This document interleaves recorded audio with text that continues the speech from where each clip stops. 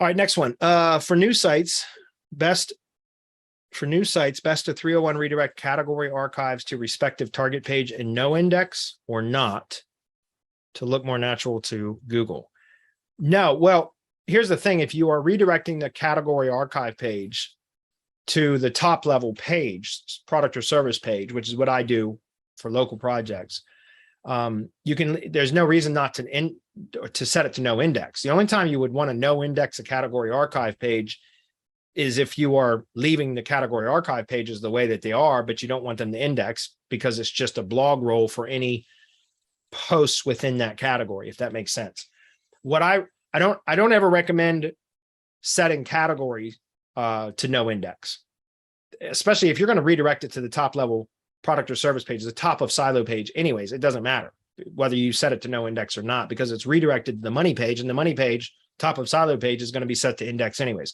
So that makes no difference. If you're going to redirect it, just redirect it. You don't have to set to no index. What I was going to say when it comes to taxonomies, right? So in WordPress, there's categories and there's tags, right? I always recommend no indexing tag archives unless you know what you're doing with tags. So, and why do I say that? Well, because in case you guys don't know this, in WordPress, when you add a tag to a post, it creates a tag page with that. So it's domain.com/tag/ whatever and then the slug is whatever the tag is. So let's just say, we'll say tree service is a tag, right? If we say tree service is a tag and we put tree service on one post, and that's it. We tag one post with tree service and that's it. Now we've got, and we have a post that's published that's optimized for tree service, if that makes sense. Now that post is going to be published on the blog, and then there will be a tag page that has just that one post in the archive. The tag archive page will only have that one post.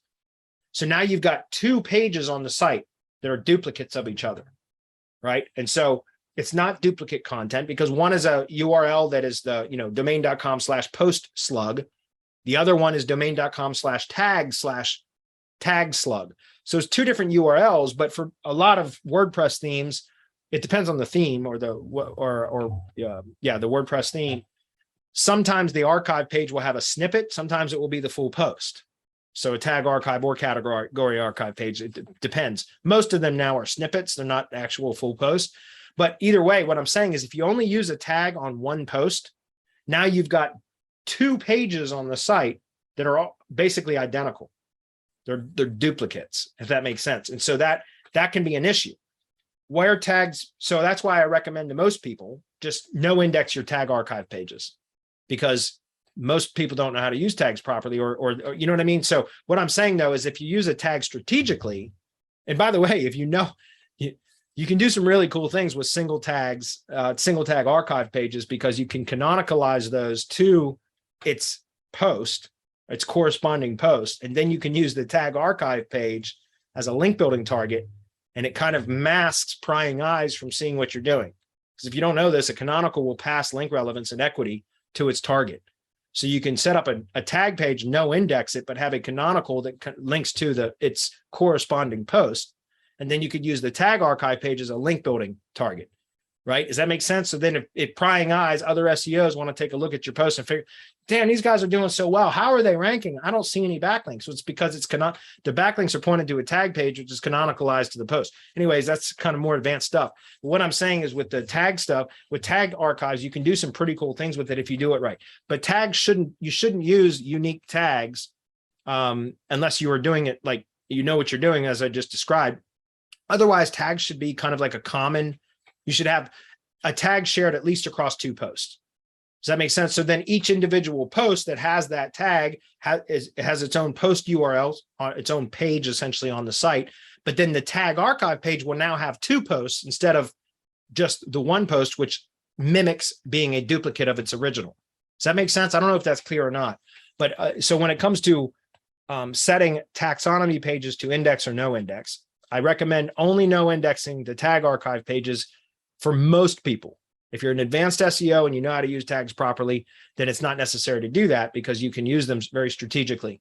Again, share tags across more than one post. If you are going to do a unique tag for any one post, then you want to set a canonical, which you have to have some sort of an advanced SEO plugin in order to set a canonical for a tag page.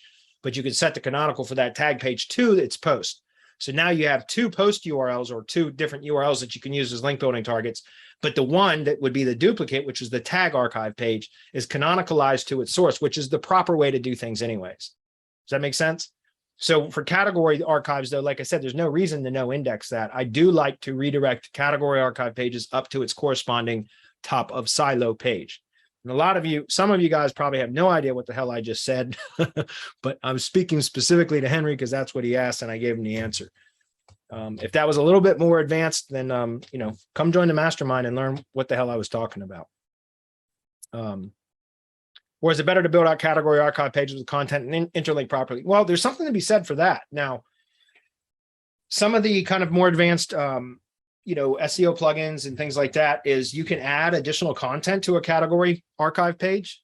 So that can be a standalone page that you can do some pretty cool SEO stuff with as well. Think about that. If you are creating a category for a silo and you're going to be publishing supporting posts and place them within that silo, then couldn't that category archive page also, if you can add additional content, like static content to that page, which in some cases you can, then it makes sense that to use that page potentially as another landing page on your site.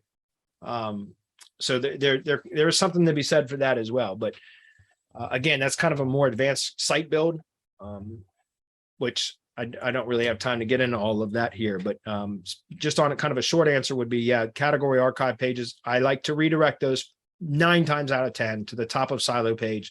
You don't need to no index it because it's redirected anyways. Okay. The only thing you might want to do in that case would be to omit the category from your sitemaps. If you're going to have it redirected to the top of silo page, you might want to disable the category sitemaps because it's not necessary at that point, if that makes sense. Okay.